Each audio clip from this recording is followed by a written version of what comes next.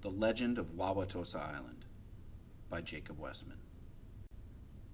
It was late in the moon of the harvest, one of those beautiful fall days that stretch out summer like a dog in the morning. The sun's rays were still warm, and the wind was crisp but brief.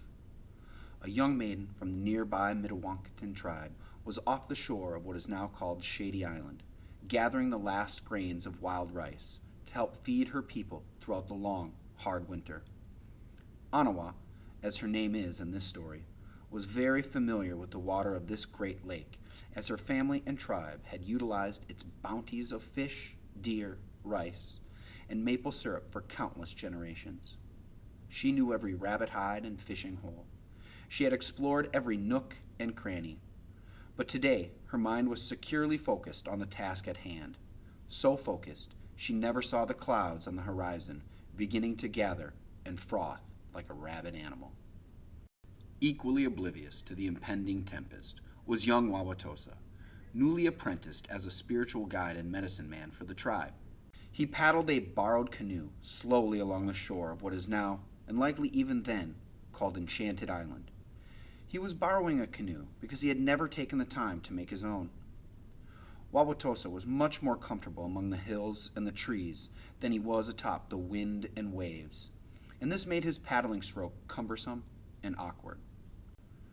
Wawatosa dipped his paddle in the water and, glancing to his right, saw Anawa threshing her last stand of delicious wild rice. Wawatosa knew Anawa from the tribe, but seeing her in this particular light, this fiery brightness, with just enough shadows, he soon became lost in his thoughts. Anawa was now coming out of her days of work when she felt the wind, cold fingers stripping the warmth from her body. A storm was coming, and it was probably already here. She dug her paddle into the water and set off for the far shore to seek shelter. That is when she saw Wawatosa. He was just sitting in his canoe, staring. By now, the waves had pushed him further into the middle of the lake, and still he did nothing, letting the water bring him further and further from shore. Anawa had to do something. Everyone has their talents, what they contribute to the tribe, what makes them who they are. Wawatosa was the land. Anawa was the water. Anawa dug deep and skimmed across the waves. By now, Wawatosa had seen this beautiful girl thrashing towards him. He had felt the icy cold wind and could taste the fear deep in his belly. A rogue wave, 3 or 4 feet high, rises up from the once gentle lake and crashes atop Anawa and her canoe. When the wave reemerges, Anawa does not. Wawatosa's arms sprung into action. His body had taken over, the mind a blank, because thinking isn't doing, and now is the time for doing. After a few paddle strokes, he tied a line to his ankle and dove into the murky depths. The wind and waves are still raging above, but below the world is calm. No wind, no waves, but sadly, no air either.